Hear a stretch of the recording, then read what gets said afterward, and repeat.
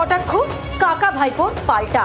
কল্যাণ বন্দ্যোপাধ্যায় তিনি অভিযোগ তুললেন গুন্ডাগিরির, তহা সিদ্দিকী, আব্বাস সিদ্দিকীর বিরুদ্ধে। তৃণমূল সাংসদকে পাল্টা জবাব দিয়েছেন তারা। কি বলেছেন দেখুন।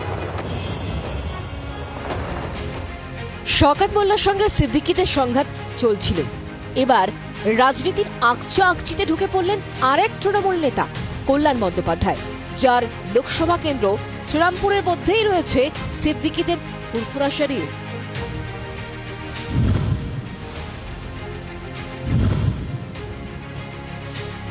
রবিবার আইএসএফের বিরুদ্ধে গুন্ডাগিরির অভিযোগ তুলে সরব হলেন তৃণমূল সাংসদ কল্যাণ বন্দ্যোপাধ্যায়।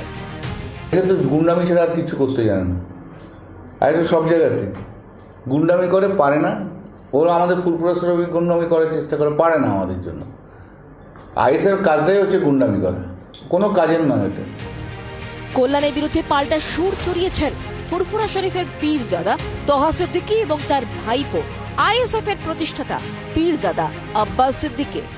৭০-৭২টা বিজেপির এমএলএ গেলিয়ে এরা চিন্তিত নাই, চিন্তিত হচ্ছে এই একটাই এমএলএ গেলি আইএসএফের। কেন, কিসের জন্য? শুনি নাকি মাঝে মাঝে খেয়ে থাকে।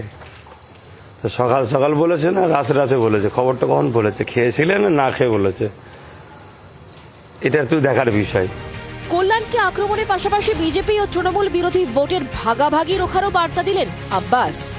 লড়াই দিদিমুদির বিরুদ্ধে, দিদিমুদির বিরুদ্ধে 2টো ভোট থাক আর 200 ভোট থাক, কাটাকাটি যেন না হয়, এটা মাথায় রাখা দরকার। মোদিকে রুখতে গেলে যে ভোটটা ওদের বিক্ষিপ্ত আছে সেই ভোটটা যদি আমরা আবার 10 ভাগ করে ফেলি তাহলে মূলত সেই দিদিমুদিরই লাভ হয়ে যাবে।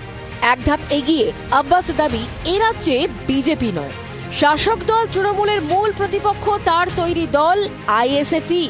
পশ্চিমবাংলায় লড়াই কিন্তু বিজেপির সাথে নয়।